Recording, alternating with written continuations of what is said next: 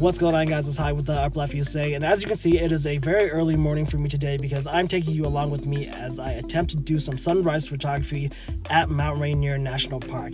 It is currently 3:21 a.m. and the sun is expected to rise around 5:30 a.m. So I'm going to take a little bit of a nap because I've been driving for the past couple of hours. So I'll check back with you in a couple of moments.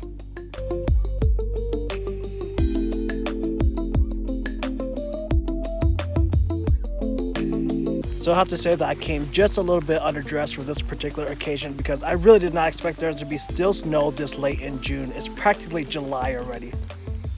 Right now it's about 4:44 a.m. and the sun is peaking just over the horizon behind me. I've got my first composition ready and pretty much just waiting for the light now.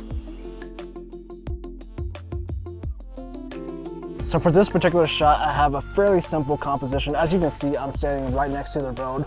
So in front of me, there are actually some boulders to kind of block you and to prevent you from falling over the edge. For this shot, I'm using the boulders and the mini trees and a little bit of snow as my foreground. And of course, I have the lake and the tree line as my middle ground, and Mount Rainier is in the back as my farthest away background.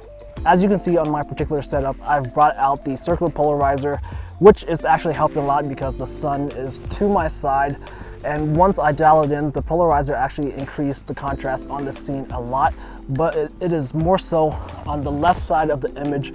So I've actually brought out my two-stop graduated ND filter and kind of just angle it to the right so it balances both sides out in terms of darkness. As far as this particular shot, everything is just ready to go. The sun is peeking over the edge of Mount Rainier right now, so all I can do is really wait and take the picture. So another thing that I forgot to mention is that because my foreground is literally like 4 feet away from me, I'm gonna have to focus stack this scene, maybe 3 different focusing distances on the mountain, on the lake of the reflection of Mount Rainier, and of course on my foreground. So I'm gonna play around with that and see how it goes.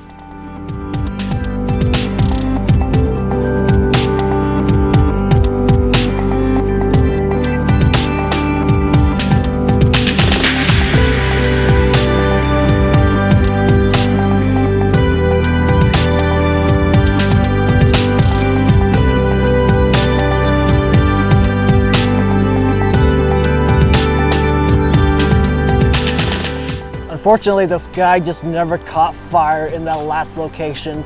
There was just a tiny bit of clouds, a very thin layer behind Mount Rainier itself, but where the sun was actually rising, pretty much that's where all the clouds were. So it just diffused all of my light, so barely any sunlight hit the peaks, which was what I was intending for. Now, I can't tell you how many times I've been to that location over the past many years, but I'm looking for a very particular picture. I'm hoping to get a picture of Mount Rainier with lenticular clouds. And if you've never seen lenticular clouds before, they just look insane. It's essentially disc-shaped clouds that forms over the mountain. And over the past 2 decades that I've lived in this general region, I've only seen this occur twice. The first time was when I was driving home from work during a sunset, and it just looked incredible. But I was about a couple hundred miles away from the mountain, so there was no way that I was going to make it in time to actually get a picture of it. The second time happened on location, but I forgot to bring a memory card. What a bummer. I wasn't all too upset about not getting a picture that day because realistically, the clouds were actually off to the side of the mountain, so it wouldn't have been perfect anyways. Anyways, the moral of this story is to just go out and take the pictures over and over and over again. To me, landscape photography has a huge aspect of luck to it. You may be able to check the weather forecast, the cloud formations, dew point, humidity, and all of that. But realistically, like today, you can show up on location and have nothing happen in your favor. I personally hate to reference Ansel Adams when it comes to landscape photography because it's so cliche, everybody talks about him. But in this particular case, it just makes sense. If you've ever seen Ansel Adams' work, you've probably seen his photos in Yellowstone. To get those photos, the man lived in that park for months on end, taking the same picture over and over, day in and day out, just to get something that he actually liked. Now, I'm not telling you to go live in the woods or anything like that, but I'm just saying, sometimes it takes more than one attempt. I've been coming to this location for many years, and even though I can't get the picture that I'm looking for, I'm still gonna keep coming back until I actually do. That aside, I have come to another location that I believe would make quite an interesting picture. Now, unfortunately, the mini waterfall made it extremely noisy at this particular location, so I couldn't exactly record on-the-spot audio for you guys. So for now, you just have to enjoy this voiceover, and I'll try to explain to you exactly what happened on this location. I've actually been to this particular spot before a few years back, and back then I was a lot braver and a lot less cold because it was extremely cold at this particular location. During my first visit, I actually climbed down the base of this mini waterfall and went under the bridge where I was standing. Beneath there, I was able to capture this image, using the bridge itself as my natural framing, showing the waterfall. I actually wanted to recreate this picture on this particular day, but like I said, it was just too cold. Even though I was wearing waterproof boots, I did not feel like getting wet. It was absolutely freezing outside. Instead, I found a different composition above the bridge, and I was actually quite happy with what I got. As far as the particular setup, I'm using my circular polarizer to help reduce the glare and introduce more contrast into the scene. At first, I was also using a 6-stop ND filter because I really wanted to slow the shutter speed down and really smooth out the motion of the waterfall. Unfortunately, at ISO 100 f11, this gave me a shutter speed of 25 seconds. Normally, I wouldn't mind this at all, but on this particular day, it was quite windy, and it seemed like my camera was just getting caught in the wind, and I was getting a lot of motion blur. So I took out the 6-stop ND filter and put in a 3-stop ND filter, and this ended up giving me a 5-second shutter speed with ISO 100 and f11. Even so, the highlights in the upper portion of this particular composition was still overly bright for my taste. I didn't want to use a graduated ND filter because there is just a small portion of highlights that's getting overexposed, and there are a lot of trees and rocks and things around the image that overcomplicates things when I try to introduce a graduated ND filter. So in this case, I decided to take 2 exposures and just blended them together to create this image.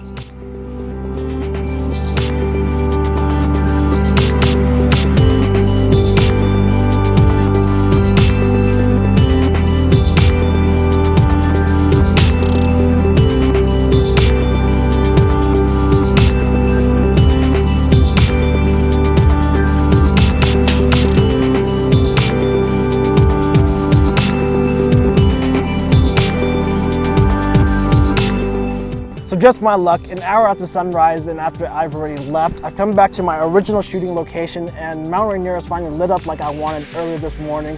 But now it's kind of just an average late afternoon photo.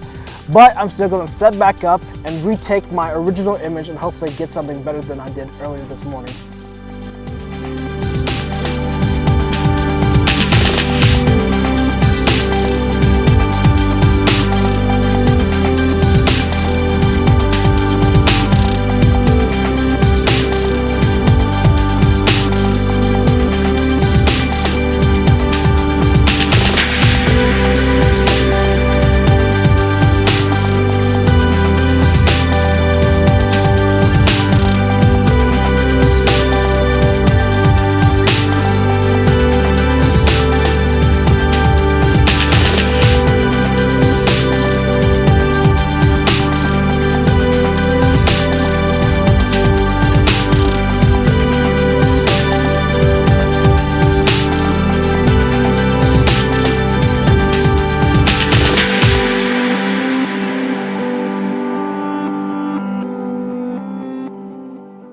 And that just about does it for my little sunrise adventure at Mount Rainier.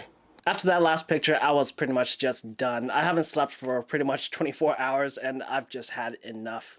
But I figured that since I was already there, I'd drive up to Paradise, which is kind of the place that everybody goes to when you enter Mount Rainier through the Longmire entrance.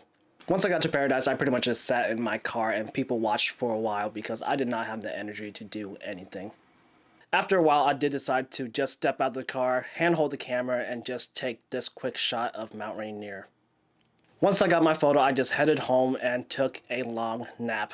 I hope you guys have enjoyed watching this little adventure. And if you did, don't forget to give this video a thumbs up, share this video around, comment down below with any questions that you may have. Don't forget to subscribe to this channel for more content to come. Thank you for watching this video. I'll see you guys in the next one.